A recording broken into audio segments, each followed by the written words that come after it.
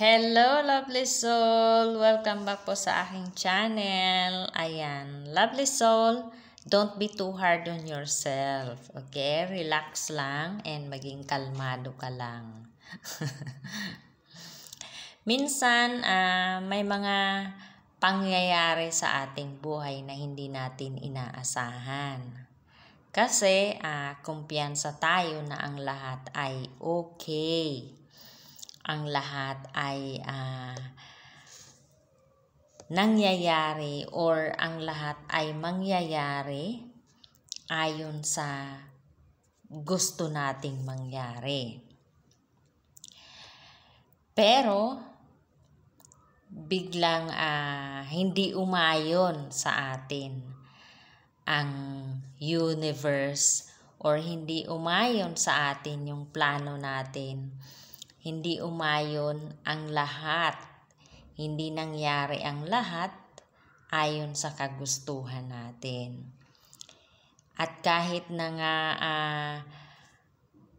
at dahil nga sa hindi umayon sa atin ang lahat ng mga pangyayari, ay pilit nating ginagawaan ng paraan. Pilit tayong humahanap ng solusyon upang umayon ang lahat para sa atin. Paulit-ulit tayong gumagawa ng paraan upang maging maayos ang lahat. And by doing all these things ay nai-stress na tayo, nagkaka-anxiety na tayo, di na nakakatulog, di na makakain ng maayos, di na tayo makausap ng maayos. Okay po, lovely soul.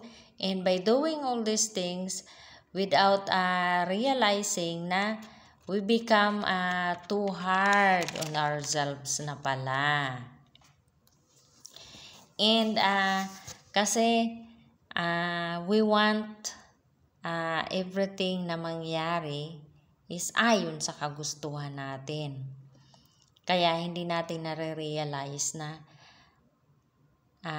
we become too hard on ourselves na.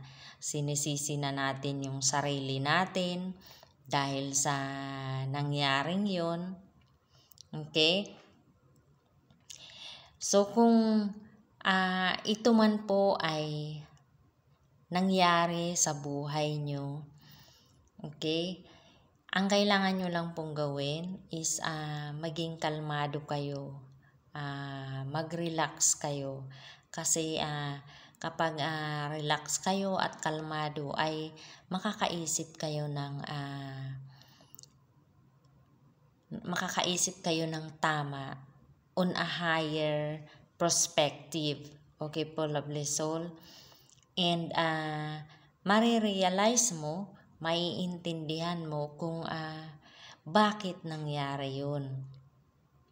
Minsan, kailangan din mangyari ang isang bagay sa buhay natin upang maintindihan natin kung ano ba talaga ang tama.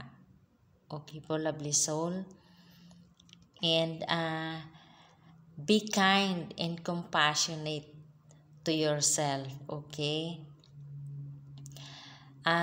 Kaya ko po nasasabi ito sa inyo sa ngayon kasi recently is may nangyari sa akin sa buhay ko na yung kumpiyansa ako na magiging maayos, magiging smooth ang takbo ng relasyon kasi is kumpiyansa nga ako dahil okay ang lahat. But then, may nangyari na hindi ko inaasahan and pilit kong inaayos. But then, gumagawa ako ng paraan, naiisip ko or nakakagawa ako ng isang bagay na hindi na maganda kasi nagiging controlling na ako. And without realizing is I become too hard on myself na pala. Kasi nga sa kakaayos ko, sa kakapilit kong maayos ang lahat is nasisisi ko na yung sarili ko, nakakagawa na ako ng hindi maganda doon sa isang tao. Gusto ko na siyang kontrolin, pero na-realize ko na hindi tama. Hindi tama, and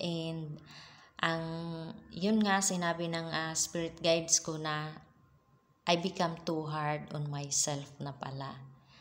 And then na-realize ko na hindi tama na kontrolin mo yung isang tao. So na-realize ko kung ano ba talaga ang tama and kung sino ba talaga ako. And kapag nangyari po yun sa inyo, lovely soul, ang kailangan nyo lang gawin is pray and ask the help of God the Father, and ask the guidance from your guardian angels, and trust, maniwala lang po kayo na ang lahat ay magiging okay. Ang lahat ay magiging maayos ulit. Okay po, lovely soul. And yun lamang po. Thank you for watching. God bless and I love you. Comment nyo lang po dyan kung ano yung nais nyo na ipagdasal ko para sa inyo. Okay? And thank you for watching. God bless and I love you.